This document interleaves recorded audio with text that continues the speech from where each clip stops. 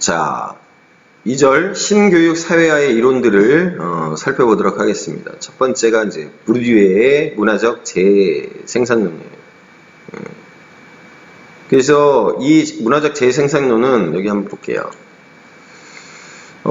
책을 갖다가 이제 두 권을 썼었는데요. 1970년에 재생산이라고 하는 책을 갖다가 쓰고, 그 다음에 이제 여기에서 주로 나오는 개념이 바로 이제 이 문화자본이라고 하는 내용인데, 이 문화자본이라고 하는 내용은 1979년에 쓴 구별짓기라고 하는 책을 통해서 상세하게 밝힙니다. 자, 개요. 부르디유에는 자본주의 사회가 유지되는 이유는 지배계급이 그들이 선호하는 문화를 학교 교육에 투입시켜 불평등한 사회관계를 정당화하고 있기 때문이다. 갈등 이론적 관점입니다. 학교에서 가르치는 교육 내용이란 문화자본을 소유한 사회계급의 특성과 관련된 것인데 별 저항 없이 학생들한테 전수된다. 문화적 지배가 학교 교육을 통해 사회의 불평등한 계급 구조와 계급 관계를 재생산한다. 라고 얘기해요. 그러니까 특징이 바로 이제 이 문화라고 하는 겁니다. 그러면서 이제 상징적 폭력, symbolic violence라고 하는 것을 얘기를 해요. 상징적 폭력이란 지배계급의 문화가 일방적으로 모든 계급에게 지식으로 강요되는 것이다. 바로 이제 상징이라고 하는 것은 언어잖아요. 그래서 이제 언어라고 하는 것이 이제 지식을 구성하니까. 지배계급이 자신들의 문화에 대한 정통성을 확보하기 위해서 사용하는 상징적 힘의 행사이고, 이를 통해서 불평등한 사회 질서는 자연스럽게 유지된다. 자의적인 권력을 통해서 특정 집단의 의미 체계를 다른 집단에게 강제하고 인위적인 위기 질서를 정당화하는 행위다. 학교 교육은 상징적 폭력을 통해서 자본주의 사회의 구조적 모순과 불평등을 정당화하고 재생산한다. 이러한 정당화를 통해 계층 간의 학력 교차는 더 벌어지게 된다. 지배계급은 그들만의 언어, 지위, 위신, 관습, 상징과 같은 상징적 폭력을 통해서 그들의 문화 자본과 문화 습성이 자연스러운 질서를 가진 것처럼 보이게 한다. 이렇게 얘기를 합니다. 그러면서 바로 이 문화 자본이라고 하는 것을 얘기를 해요.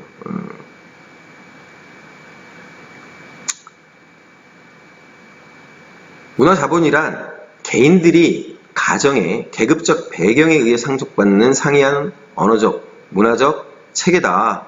이제 이렇게 얘기를 하는데, 이제 바로 이겁니다. 부르디유에는 문화 자본 이외에 두 가지의 자본을 더 얘기를 해요. 더 얘기를 합니다. 단순히 문화 자본만 있다라고 하는 것이 아니라 더 있다라고 얘기하는 건데, 자, 뭐라고 얘기하느냐?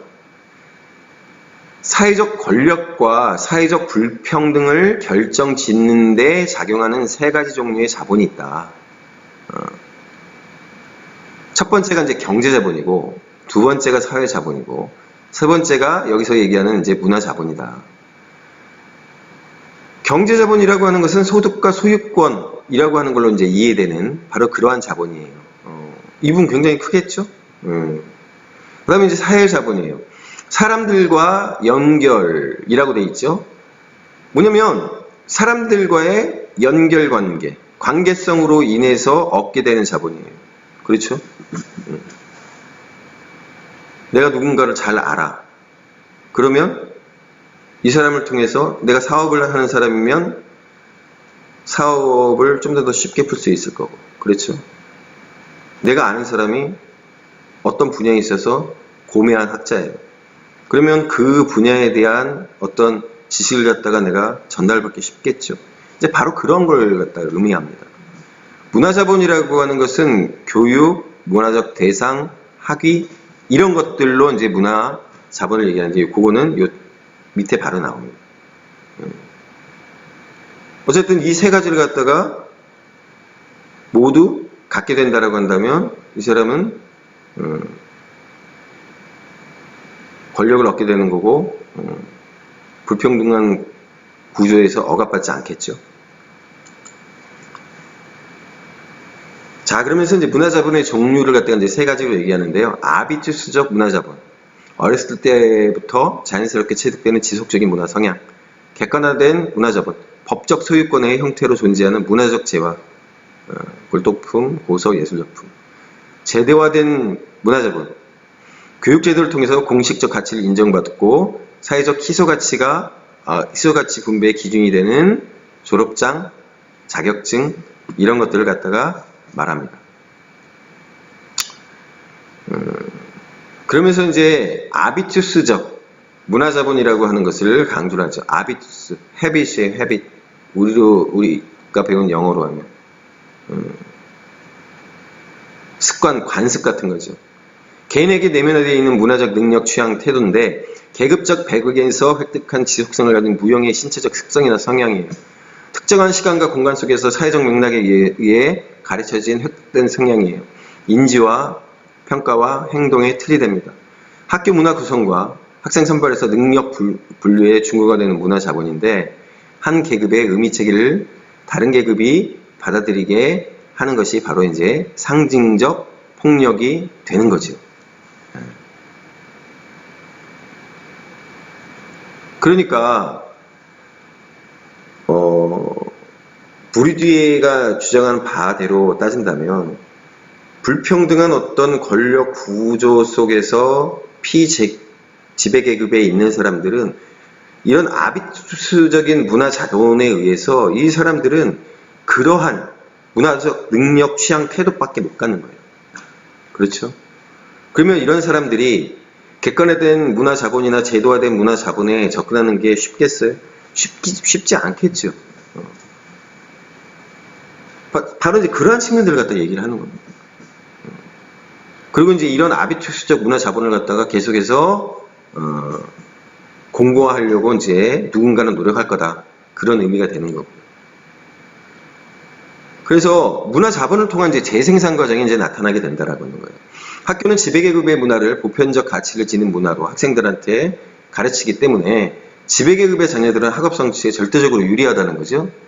학교 교육은 학생들의 입학 당시에 지적 문화적 불평등을 감소시켜야 함에도 불구하고 오히려 불평등을 유지 강화시키고 이때 문화 자본이나 문화 습성이 핵심적인 역할을 한다.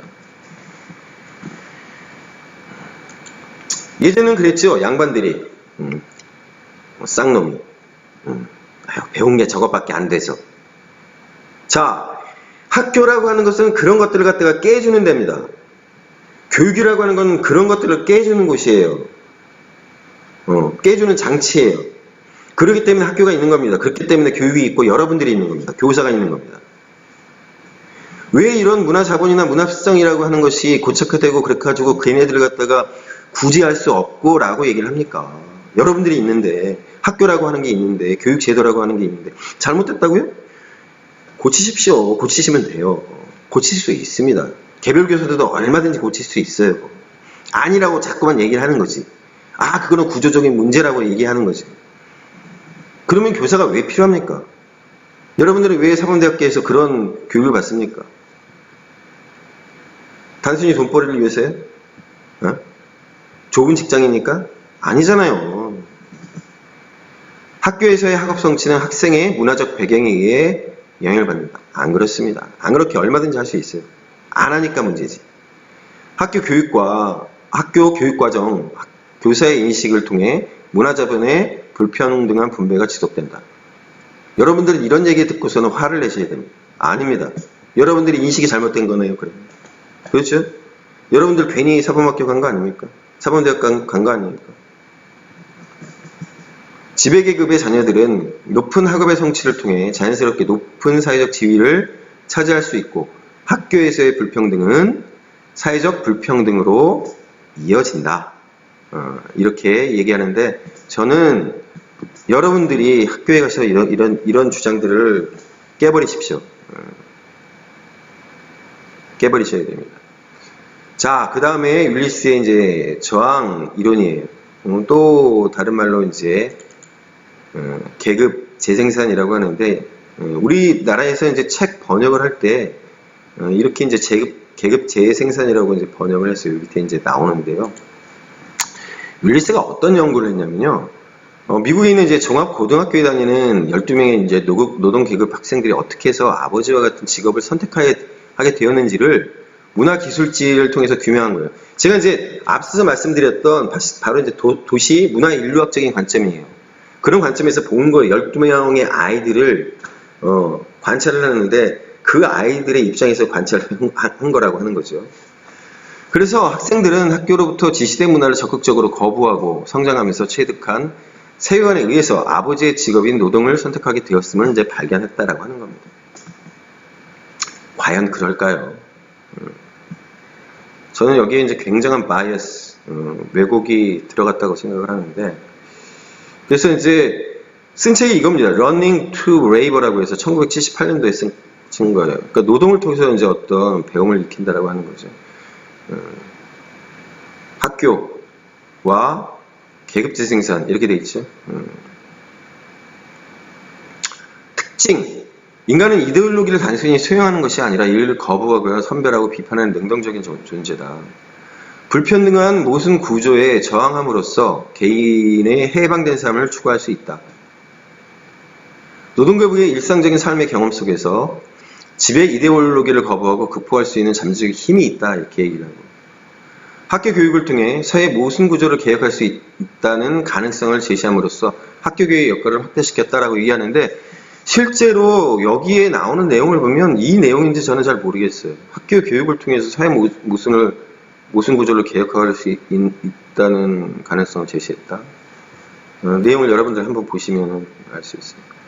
노동계급의 학생들, 사나이들, 글쎄요. 기존의 학교 문화에 저항하고 모순을 극복하기 위해 간파를 일상생활 속에서 실천하는 반학교 문화를 형성한다. 뒤에 이제 나옵니다. 얘네들이 하는 이 반학교 문화라고 하는 게 뭔지를. 학교는 학생들에게 사회적 모순 구조를 인식시키고 비판적이고 반성적인 사고를 길러주며 학생 개인을 자율적이고 주체적인 의지를 지닌 존재로서 인격적으로 대우해야 된다. 모르겠습니다. 이 뒤에 있는 말, 자율적이고 주체적인 의지를 지닌 존재로서 인격적 대우를 해야 된다. 저는 이 얘기는 맞는 말이라고 봐요. 그 앞에 있는 얘기는 사실은 저는 긴가민가합니다. 예. 자, 그러면서 이제 저항 이론을 얘기를 합니다. 그러면서 이제 penetration, 간파죠. 꿰뚫어 본다라고 하는 의미인데요. 노동계급의 아이들은 학교 교육이 자신이 속해 있는 노동자 계급에게 불공정한 경쟁이라는 것을 콘이 꿰뚫어 보고 있다라고 하는 겁니다. 학교 교육이 노동자 계급 아이들한테는 불공정하대요. 그렇다고 훤히 꿰뚫어 보고 있대요. 학교 교육이라고 하는 게 그렇게 불공정한가요, 여러분? 예? 학교 교육이? 왜요? 왜 그렇죠? 학교 교육만 놔두고 보자고요. 학교 교육만 놔두고. 그런가요? 어차피 노동 계급의 자녀들은 공부해봤자 성공할 가능성이 거의 없다는 것을 강파하고 있다. 그렇습니까? 예? 공부해봤자 성공할 가능성이 거의 없다. 자, 저는 여기에 대해서 의문을 갖는 게 뭐냐면, 자, 성공의 척도가 뭐죠? 자, 성공이 뭡니까? 공부해봤자 성공할 가능성이 없다라고 얘기하는데, 자, 성공이라고 하는 게 뭡니까? 성공이. 의사가 되는 건가요? 판사가 되는 건가요? 검사가 되는 건가요? 삼성 들어가고 현대자동차 들어가는 건가요? 그러면 성공입니까?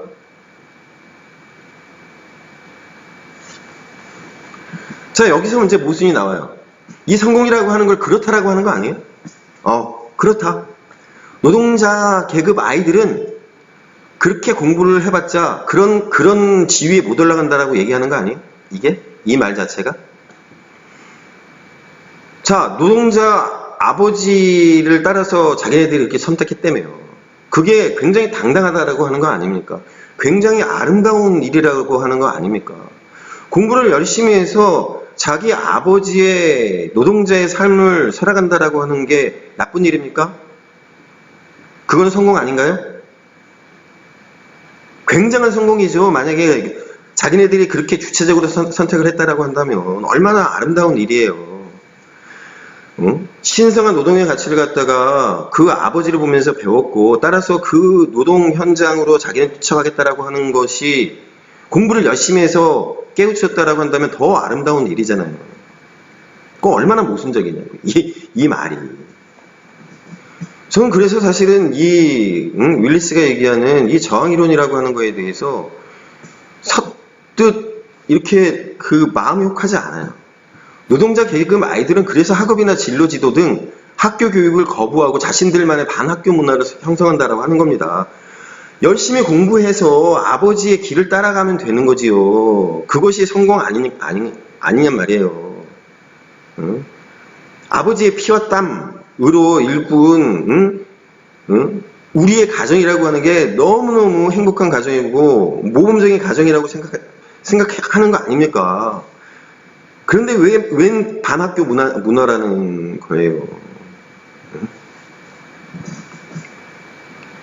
얘기는 그거예요. 제도와 규율로부터 자유로운 자신들만의 상징적 물리적 공간을 쟁취하기 위한 싸움과 학업을 거부한다라고 하는 건데, 응? 아니 선생님들이 무슨 죄입니까? 선생님들이 그 선생님들이 얘네들을 잘못된 길로 이끌기 위해서 얘네들한테 교육을 시키는 걸까요? 응? 과연 이때 당시에 있어가지고 미국의 선생님이라고 교사라고 하는 사람들이 전부 다 문제 있는 교사였을까요? 제가 볼 때는 90% 이상은 저는 훌륭한 교사였다고 생각을 해요. 물론 문제 있는 교사들도 있었겠죠. 그래서 얘기가 그겁니다. 반학교 문화라고 하는 거, 거짓말하기, 까불기, 익살 떨기, 수업 시간에 딴전 피우고 엉뚱한 반에 들어가 앉아있고 장난거리를 찾아서 복도를 배회하고 몰래 잠자고. 자, 오케이. 너네들은 그렇게 해도 좋은데 그러면 공부하고 싶어하는 애들, 예?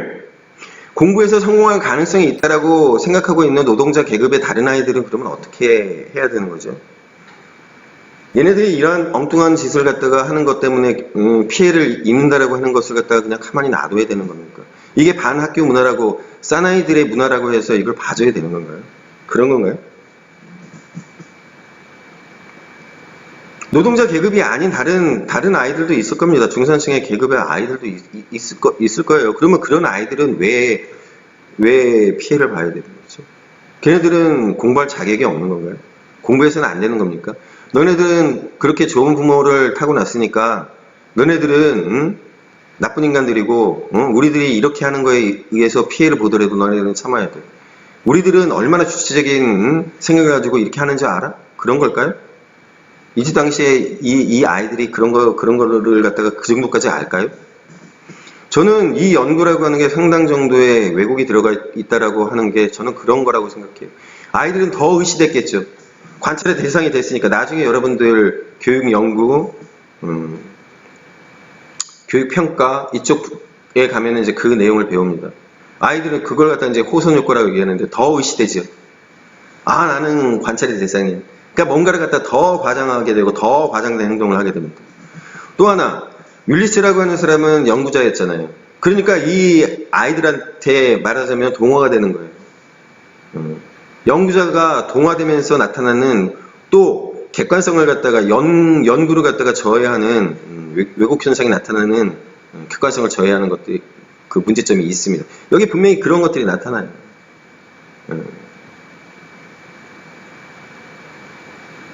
그러니까 양자가 콜라보가 돼가지고 더 상승을 시켰겠죠. 저는 그렇게 생각을 해요. 아이들의 과장된 현상, 윌리스가 바라는 어떤 연구라고 하는 것이 그렇게 됐으면 하고 바라는, 자기가 생각하는 이 사람은 자기가 이데올로기라고 얘기 안 하겠지만 그런 어떤 이데올로기와 부합되는 과정에서 얘네들이 상승작용을 일으켰죠. 일어나게끔 했겠죠. 자, 그러면서 이제 리미테이션, 제약을 얘기합니다. 간파의 발전과 표출을 혼란시키고 방해하는 장애 요소와 이데올로기적인 영향력이다. 그런 육체, 정신노동의 분리, 남성과 여성성의 분리, 인종의 차별적 분리 등과 같은 분리, 취업 등을 빙자한 이데올로기로 구분을 합니다. 그래서 노동계급의 학생들이 아무리 노력해도 구조적 불평등 체계로 인하여 자신들의 열등한 위치를 벗어날 수 없다고 생각하는 것을 바로 제약이라고 얘기를 합니다. 자, 그러면서 반학교 문화, 카운터 스쿨 컬처를 얘기를 하죠. 노동계급 아이들은 지배 이데올로기에 저항하는 반학교 문화를 형성함으로써 사회 불평등과 모순에 도전한다는 것이에요. 비행을 부정적인 행위가 아니라 지배 이데올로기에 대항하는 저항의 몸짓으로 긍정적인 의미를 부여하는 겁니다. 교사나 비저항적인 학생들을 경멸하고 학교의 권위와 지적 활동의 가치, 규칙 등 기존의 학교 문화를 거부하고 저항하는 문화예요. 노동계급의 아이들로 하여금 학교 공부를 거부하고 나아가 사회적 관계에 저항하게 만드는 요인이다. 이렇게 얘기를 해요. 뭐 일면 그런 측면도 있겠죠. 아이들 가운데서 더 일찍 깨우친 아이들도 분명히 있습니다. 자기 아버지나 어머니의 이제 열심히 이제 노력하고 함에도 불구하고 나아지지 않는 어떤 사회 현실, 내가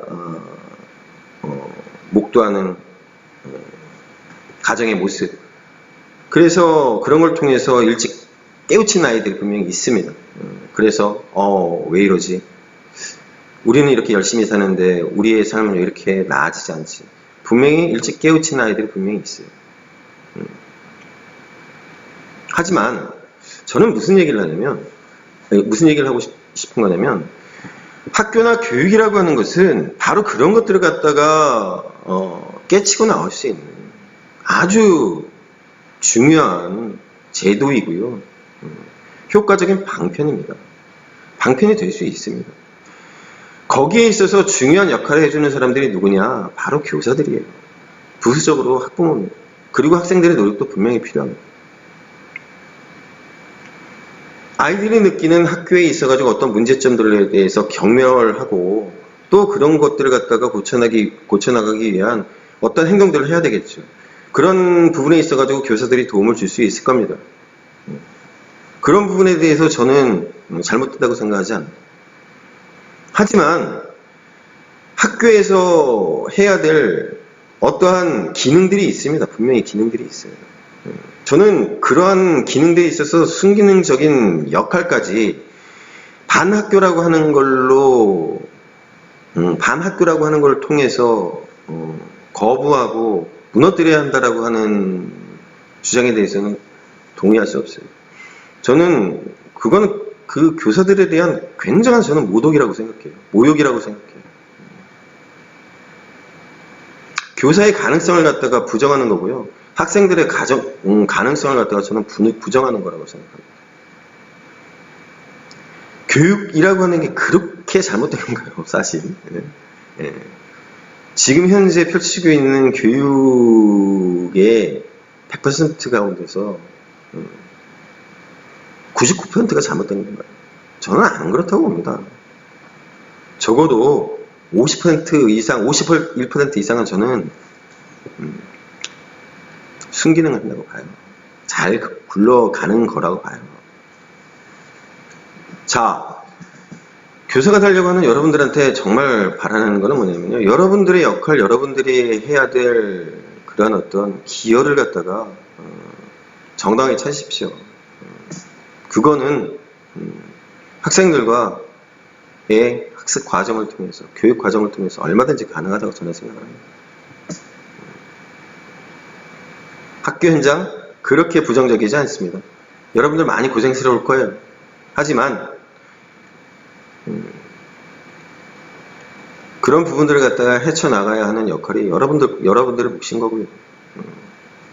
그런 거에 대해서 자신감을 가지고 바라보십시오. 자, 그 다음에 이제 하그리브스의 상호작용론입니다. 교사와 학생의 관계에서 주도권을 가지고 학급 상황을 규정하는 쪽은 이제 교사다. 교사가 상황을 어떻게 규정하는가를 파악하는 일이 중요하다. 이제 이런 지적을 하면서 교사들이 학생들을 어떻게 규정하는가에 따라 그들의 행동이 달라지는 형태를 이제 세 가지로 얘기를 한 겁니다. 사자 길들이기, 맹수, 조련 사용, 권위주의적 형태지. 학생들의 훈육을 중시하고 윤리적 행동을 훈련시켜서 모범생으로 만드는 것이 교사의 역할이다. 연예인형, 학습 자료를 재미있게 만들고 학습 방법을 잘 적용하면서 학생들이 흥미있게 학습할 수 있다고 생각하는 유형. 그래서 발견학습과 같은 방법을 중시하죠. 세 번째로 낭만주의형입니다. 학생들을 선천적으로 학습 의욕을 갖고 있고 교사들의 잘못된 학습법으로 학습 의욕을 잃게 되었다고 이제 보는 거고, 아동 중심적 사고를 갖고 있는데, 어쨌든 방향성이나 여러분들이 이제 학교 대학에서 배우는 것은 어떤 면에서 보면 이 낭만주의형이 될 거예요. 여러분들이 이러한 교사가 되라, 아동 중심의 그런 어떤 교육 방법이라고 하는 것을 채택해서 그렇게 해라 라고 이제 얘기를 하는데, 사람이라고 하는 게 타고난 습성이라고 하는 게 분명히 있어요. 또 어렸을 때부터 내가 자라온 어떤 환경에 의해서 내가 익숙해진 게 있습니다. 사자 길들이기형인 사람들이 있고요, 연예인형이라고 하는 사람들이 있어요. 특히나 연예인형이라고 하는 것은 타고난 거예요. 이 사람이 저도 아무리 배우려고 해도 배워지지 않는 것들이 있어요. 야, 어떻게 저렇게 재미있게 잘하지? 여러분들 그 일타 강사들 가운데서 그 스타 강사들 보면 있습니다. 그 수학 가르치는 그 정재영 씨인가요? 제가 맞는지 모르겠는데 이름이. 그분을 보고 있으면, 야, 어떻게 저렇게 재미있게 말을 하고 저렇게 잘 가르치지? 그런 사람들이 있으면 타고난 거예요. 끼를 가지고. 그래서 어쨌든 이제 이 디귿이라고 하는 것을 갖다가 이제 지향을 해야 된다라고 하는 입장인 거고요. 교사가 실제로 교과 수업과 학생 지도를 할 때 수행하는 방식이 사람마다 다르고, 따라서 교사의 유형도 다양할 수밖에 없다. 가르칠 교과의 내용이 무엇인지, 지도해야 할 학생이 누구인지 등 관련된 지식은 교사의 역할 인식에 매우 중요한 영향을 미친다. 그래서 이러한 것들을 생각을 하면서 학생들을 가르쳐야 된다라고 하는 겁니다. 그 다음에 맹일의 이제 방어적 수업이라고 하는 건데요. 우리들이 참 이 디펜시브 티칭을 하게 됩니다. 저도 그래요. 저도 시간은 한정돼 있고 여러분들한테 이제 가르쳐야 될 것은 굉장히 많은 상황 속에서 시험에 나오느냐 안 나오느냐를 판단을 하고, 그러면서 이걸 압축할 것이냐, 좀 더 길게 할 것이냐, 뭐 이런 것들을 갖다 판단을 하는데, 그때 이제 이 방어적 수업이라고 하는 것이 이제 게재되게 돼 있어요. 학생들의 교수 방법이 학생들의 반응을 줄이는 방식으로 이제 진행되는 것을 갖다가 이제 얘기를 합니다. 한 명의 교사가 수십 명의 학생들을 가르치는 학습 상황에서 교사는 학생들로부터 자신을 지켜야 한다라고 하는 구조적 방어의식을 갖게 된다. 무슨 얘기냐면, 특히나 이제 옛날에는 학생이, 제가 이제 초등학교, 국민학교 다닐 때만 하더라도 학생들이 막 80명씩 막 이렇게 됐어요. 그래서 막 2부제 수업도 하고 막 그런 상황이었어요. 초등학교 하나, 국민학교 하나에 1학년부터 6학년까지 학생의 숫자가 6,000명이 넘었습니다. 한 학년이 1,200명, 막 이렇게 되는 데도 있었어요. 한 학년이. 지금은 학교 하나가 120명도 되지 않는 초등학교들도 굉장히 많습니다. 뭐 촌에 가면 1명, 2명의 학교도 있는데, 지금도 1,200명인 초등학교가 없어요. 근데 그때는 한 학년이 1,200명이었어요. 한 학급에 80명이니까 생각을 한번 해보세요. 선생님이 어떻게 할 수가 없어요. 수업은 해야 되겠고, 생활지도도 해야 되고, 아이들은 산만하고, 그러니까 그때 이제 방어적 수업이 나오는 겁니다. 위에 나온 맹수, 길들이기 형이 나오는 거고. 예. 교사의 방어의식은 교과지도에서 방어적 수업으로 나타나며, 생활지도에서는 학생다움을 요구하는 각종 규제로 구체됩니다. 그렇죠. 규제가 나올 수밖에 없어요. 그러니까 체벌을 가하게 되고, 말 안 듣는 애들, 특히나 이제 예전에는 선생님들이 특히나 아이들을 갖다가 이제 체벌을 많이 했죠. 그래서 맥닐의 연구에 따르면 교사들은 교사에 대한 정보를 제공해야 한다는 목표하고 수업의 효율성을 방해하는 개념 및 정보를 제어해야 한다는 목표, 이 두 가지를 갖다가 이제 다 달성을 해야 되잖아요. 그래서 이제 강의식 수업이 효과적이고, 그래서 주로 이제 강의식 수업을 하는 겁니다. 그래서 이제 방어적 수업의 이제 유형을 보면 단순화, 단편화예요. 단편화는 서로 연결되지 않는 목록들로 환원시키는 방법이에요. 수많은 정보를 효과적으로 전달하기 위해서 토론과 반대 의견을 금지시키고, 단편적인 지식과 목록을 사용. 이제 우리 대부분 예전에 이제 바로 그런 겁니다. 특히나 토론과 반대 의견. 토론 시키면 이제 난리 나죠. 80명한테 토론 시킨다고 한번 해보세요. 이상한 소리도 막 하고요, 아이들. 그 다음에 신비합니다. 복잡한 주제에 관한 토론을 막 역시 토론을 막는 겁니다. 복잡한 주제 얘기하려고 하면 아이들의 실마리 못 잡고 이상한 방향으로 막 얘기를 해요. 한 번 좀 45분, 50분 동안 완전히 배는 산으로 갑니다. 학생들이 스스로 지식을 추구하거나 깊이 파고들도록 안내하지 않는 거예요. 야, 이거는 뭐 너네들 나중에 다 배우게 돼. 뭐 이런 식으로. 생략. 시사 문제나 논쟁의 여지 있는 주제의 적용. 역시나 마찬가지예요. 학생들이 반대 의견을 제시할 수 있는 토론 자료를 생략하는 겁니다. 방어적 단순화. 어려운 주제를 간단히 언급하고만 넘어가는 전략이에요. 학생들의 능력이 모자랐다고 이제 여겼을 때 이런 전략을 사용합니다. 저도 가끔 자, 이거는 뭐 나중에 나오니까 상세하게 설명을 해드릴게요. 야, 이거는 너네들 중학교 때 가면 배워. 야, 고등학교 때 가면 배워. 지금 그렇게 깊이 알려고 하지 마. 뭐 이런 식의 얘기입니다. 자, 월라스의 교육과정 우선순위의 변화 과정에 대해서 보면 사회 이념적 변화에 따라서 교육과정의 강조점이 달라진다. 그러면서 역사는 혁명기, 보수기, 복고기를 거치면서 사회 경제적 변화의 단계에 따라 교육과정의 강조점이 달라진다. 이렇게 얘기를 하죠. 그래서 이제 시대별로 강조되는 이제 교육과정의 덕목을 보면 혁명기에는 구체제, 그러니까 혁명을 했잖아요. 그러니까 구체제의 사회적 문화적 질서를 부정하고 새 질서를 수립하기 위해서 새로운 가치와 규범, 즉 혁명 이념을 전파하기 위해 도덕을 중시하는 거죠. 그래서 도덕성이 제일 중요하고 그 다음에 지성이고요. 그 다음에 기술이에요. 그 다음에 보수기, 컨서버티브 페이스 같은 경우에는 실용주의가 특세하죠. 질서를 유지하기 위한 실용적이고 실제적 기술이나 지식을 교육과정에 우선적으로 반영합니다. 그래서 기술, 도덕성, 지성 2차례. 그 다음에 이제 복고기, 리액셔너리 페이스. 그러니까 말하자면 혁명이 실패했어.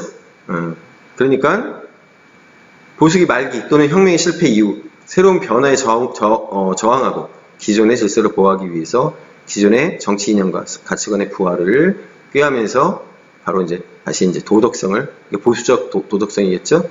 도덕성, 기술, 지성 이런 형태로 교육의 덕목을 중요하게 이제 강조하게 된다고 하는 겁니다.